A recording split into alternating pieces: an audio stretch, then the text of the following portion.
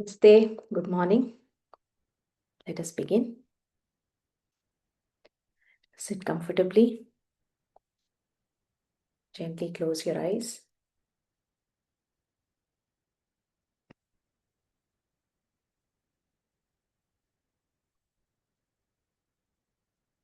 Keep your back straight.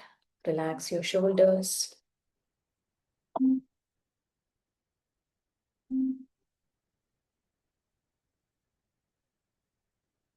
Connect with your breath.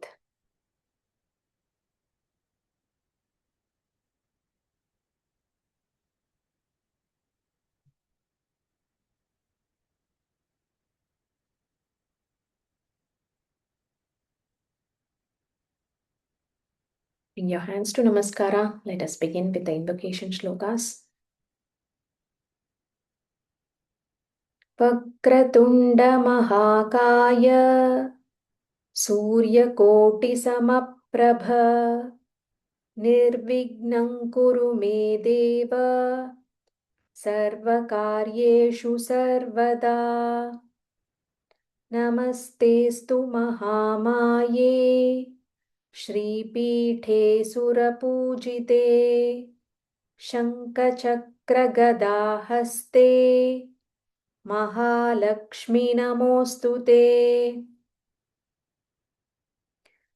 Saraswati नमस्तुभ्यं वरदे कामरूपिणी विद्यारम्भं करिष्यामि सिद्धिर्भवतु मे सदा गुरुर्ब्रह्मा गुरुर्विष्णुः गुरुर्देवो महेश्वरः गुरुः साक्षात् परब्रह्म तस्मै श्रीगुरवे नमः.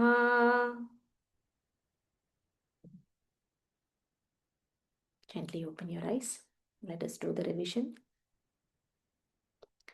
शुक्लाम्बरधरं विष्णुं शशिवर्णं चतुर्भुजं प्रसन्नवदनं ध्यायेत् सर्वविघ्नोपशान्तये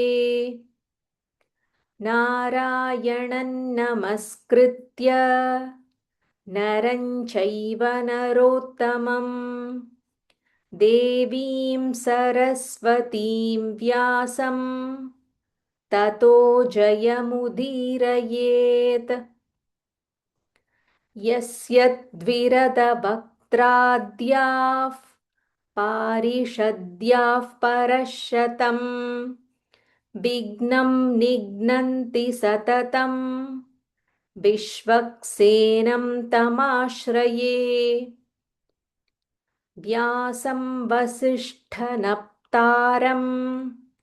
शक्तेः पौत्रमकल्मषं पराशरात्मजं वन्दे शुकतातं तपोनिधिम् व्यासाय विष्णुरूपाय व्यासरूपाय विष्णवे नमो वै ब्रह्मनिधये वासिष्ठाय नमो नमः. So most of the shlokas in Vishnu Sahasranama, they are in Anushtup Chandas.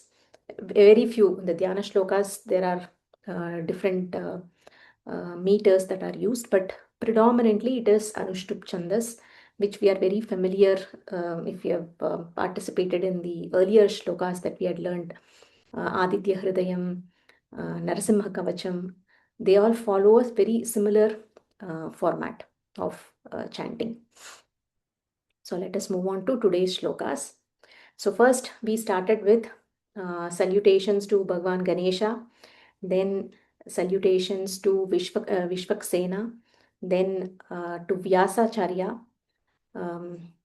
Now we move on to offering our salutations to the Devata who's being worshipped, Bhagwan Vishnu himself. So the fifth and the sixth verses are for worshipping Bhagwan Vishnu. Avikaraya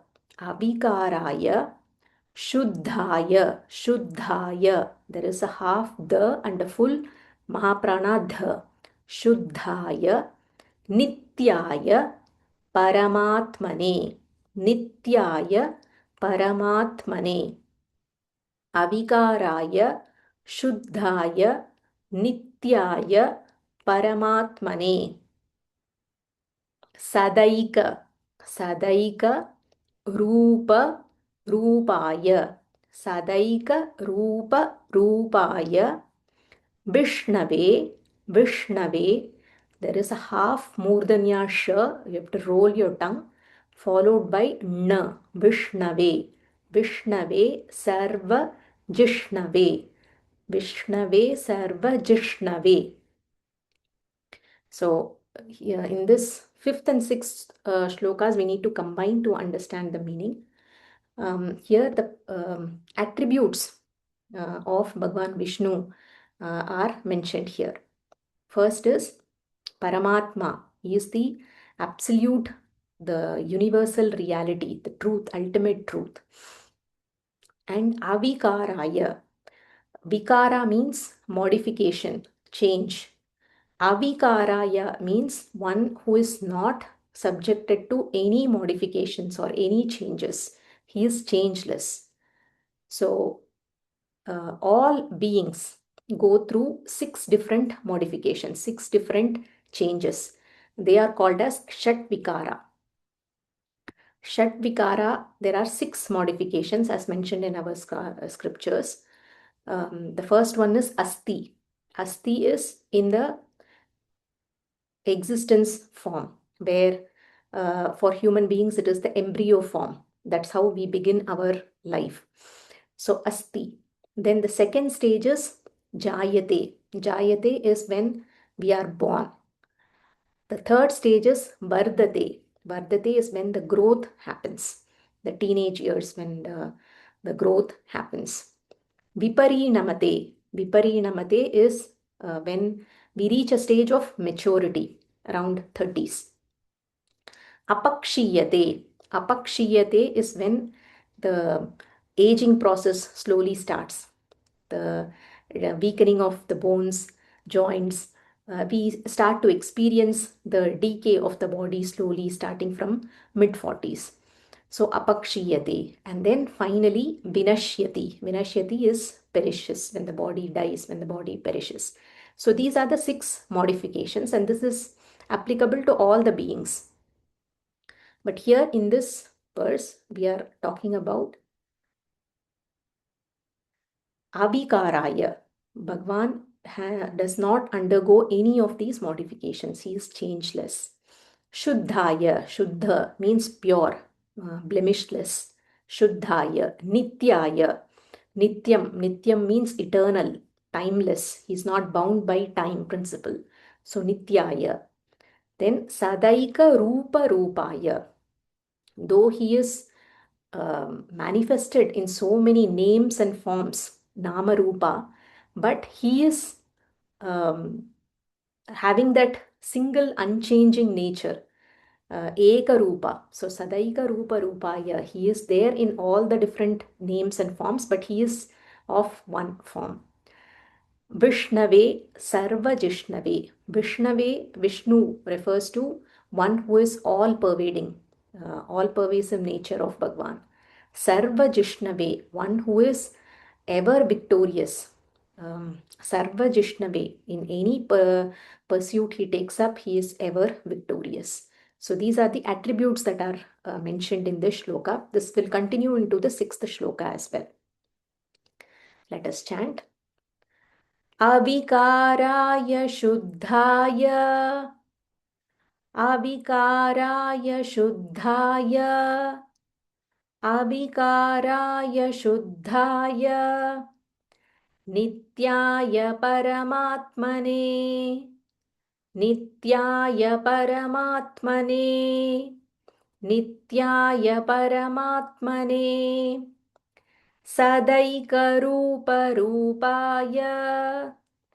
सदैकरूपरूपाय सदैकरूपरूपाय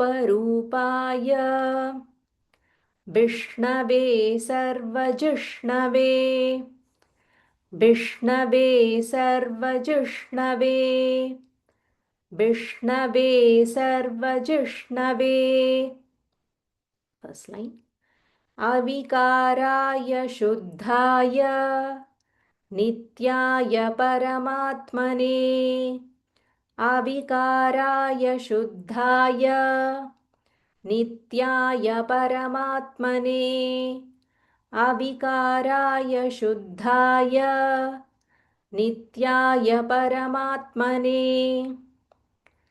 सदैकरूपरूपाय विष्णवे सर्वजिष्णवे सदैकरूपरूपाय विष्णवे सर्वजिष्णवे सदैकरूपरूपाय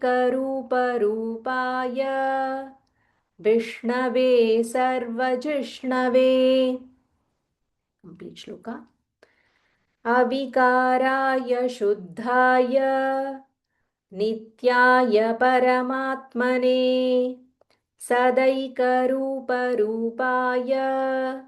विष्णवे सर्वजिष्णवे अविकाराय शुद्धाय नित्याय परमात्मने सदैकरूपरूपाय विष्णवे सर्वजिष्णवे अविकाराय शुद्धाय नित्याय परमात्मने सदैकरूपरूपाय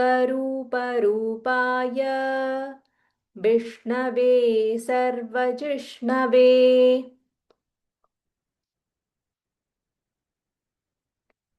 So the same context continues into the sixth shloka as well. Yasya yasya smarana smarana matrena matrena smarana matrena janma janma samsara bandhanat dha mahaprana janma samsara bandhanat यस्य स्मरणमात्रेण जन्म संसार बन्धनात् विमुच्यते विमुच्यते नमस्तस्मै विमुच्यते नमस्तस्मै विष्णवे प्रभविष्णवे. That is Mahaprana Bha. In the previous shloka, it was Vishnave Sarva Jishnave. Here it is Vishnave Prabha Vishnave. And this invocation ends with Om Namo Vishnave Prabha Vishnave. Om Namo Vishnave Prabha Vishnave. So, Namastasmai. First, I'm offering my salutations to Bhagavan Vishnu, Prabha Vishnave. He is the self-effulgent Vishnu. It's like the equivalent of saying, if you need to see the sun, you don't need another light. The sun itself is self-effulgent, right? So similar context we can understand this. Bhagavan is self-indulgent, self-effulgent.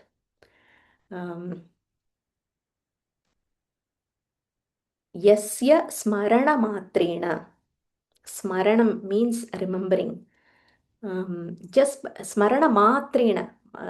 Matrena means only by remembering. Just by remembering alone, one will be freed from janma samsara bandhanat. Bandha, bondage. Bondage due to this samsara, this repeated cycle of birth and death. And the sorrows associated with it, the pain that is associated with this repeated cycle. So by remembering alone, just by mere remembering, one will be freed from this bondage of birth and death and the related pains and sorrows. So this is the set of invocation shlokas which we have completed. Let us now first learn the chanting. Repeat after me. Yasya smarana matreణ यस्य स्मरणमात्रेण यस्य स्मरणमात्रेण जन्म संसारबन्धनात्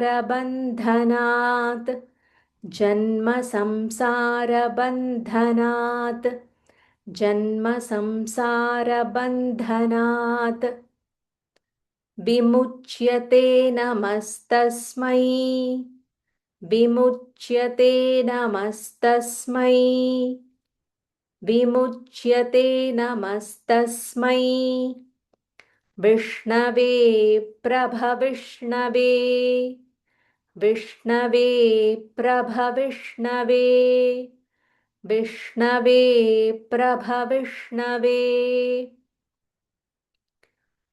यस्य स्मरणमात्रेण जन्म संसारबन्धनात् यस्य स्मरणमात्रेण जन्म संसारबन्धनात्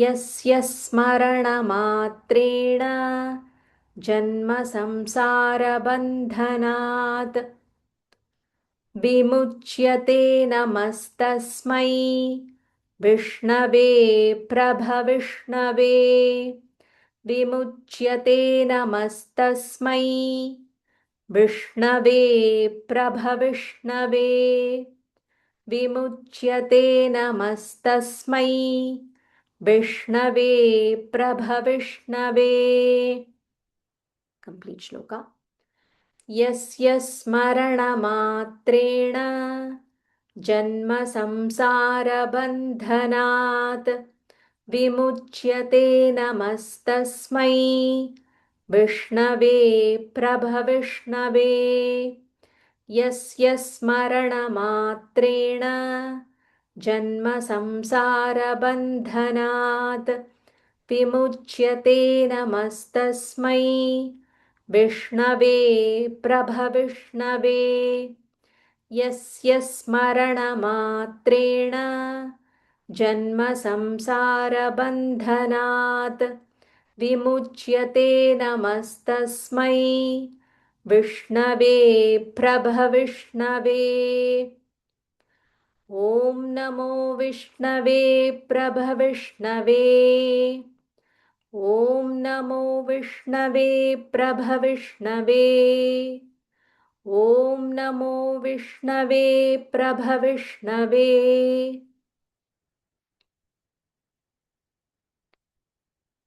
ओके नेक्स्ट श्लोका श्री वैशम्पायन उवाच श्री वैशम्पायन उवाच this is vai, it's not ve, it's vai Vaishampayana उवाच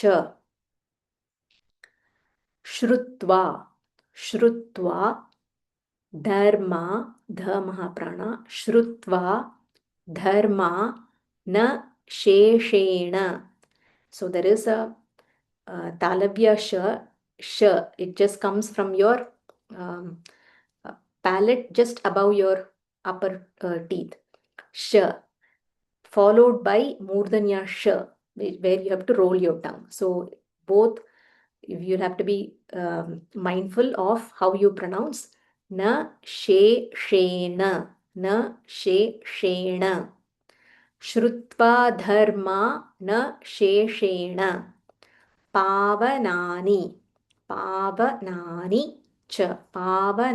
च सर्वशः सर्वशः सर्वशः there is a visarga here Yudhishthira Yudhishthira ध महाप्राणा ठ महाप्राणा Yudhishthira शान्तनवम् Shantanavam. So when there is a visarga followed by sh, we join together and say Yudhishtira Shantanavam. Yudhishtira Shantanavam. The sh you just stress on a little bit, like a half sh and then Shantanavam. Yudhishtira Shantanavam. Punarevabhya Punarevabhya. There is a half bha, mahaprana bha. Punarevabhya bhashata. भाषत, भ महाप्राणा, श मूर्धन्या श, भाषत, युधिष्ठिरः शान्तनवं पुनरेवाभ्य भाषत. So here there is a dialogue that is happening. In Bhagavad Gita also we see Arjuna Uvacha and then Bhagavan Uvacha. So here similarly we have Vaishampayana Uvacha. Uh, who is saying this particular statement or question, that is indicated first. So we'll have to say who is um, talking this particular statement. So in this case, this particular shloka is given by Vaishampayana.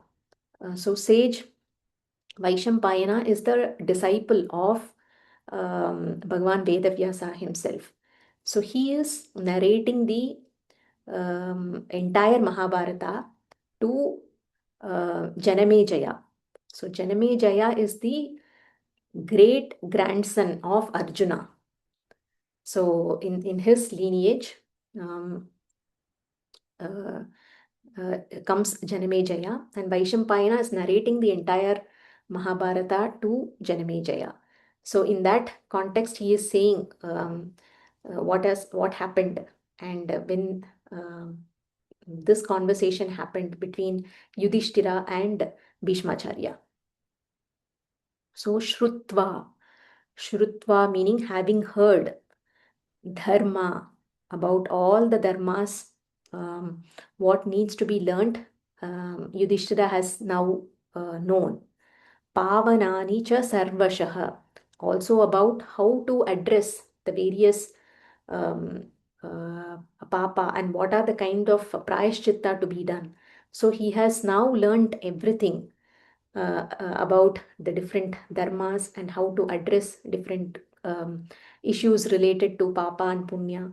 And now he is Yudhishthira, he is now addressing Bhishmacharya. Bhishmacharya here is referred as Shantanavam, who is the son of Shantanu. To him, Yudhishthira is again asking, he is again addressing Bhishmacharya. So that is the context that is being set here. श्रीवैशम्पायन उवाच श्रीवैशम्पायन उवाच श्रीवैशम्पायन उवाच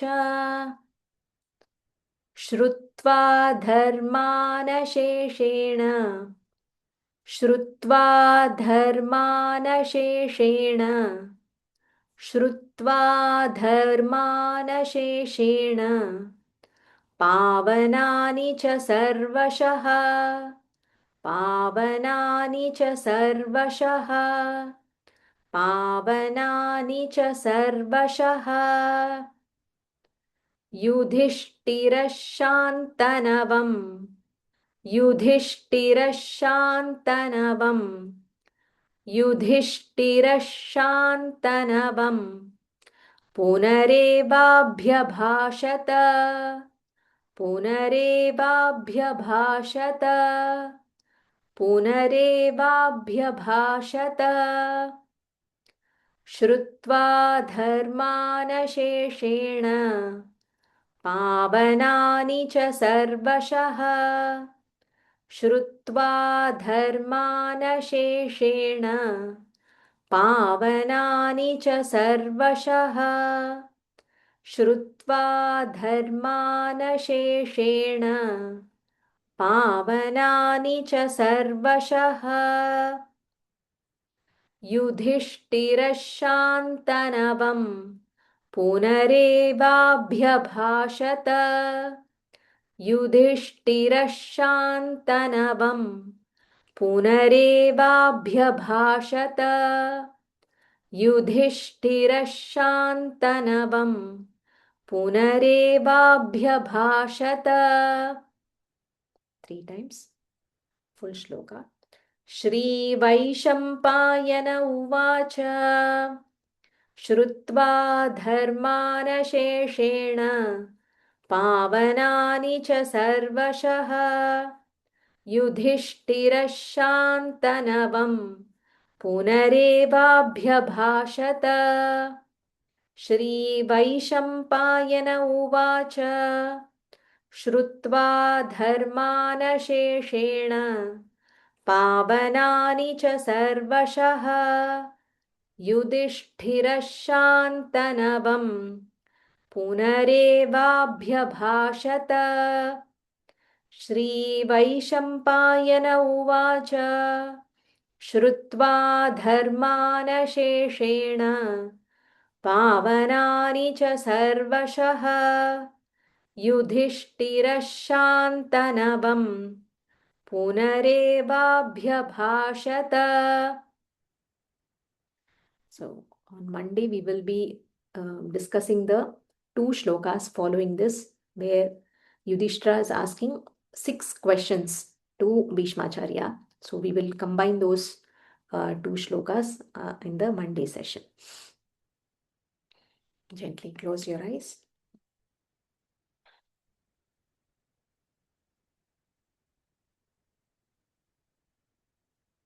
Observe the vibrations of the chanting in your head region.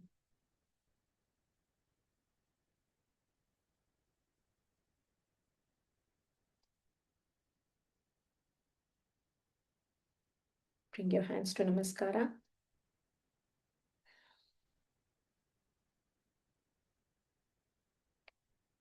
Shri Rama Rama Rameti Rame Rame Manorame Sahasranama Tattuliyam Rama Nama Varanane.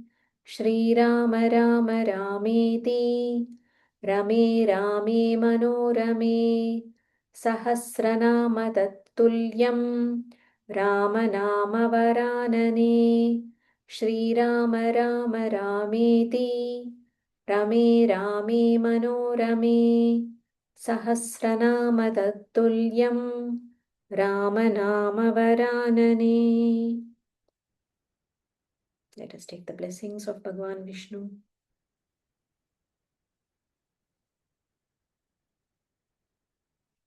Gently open your eyes.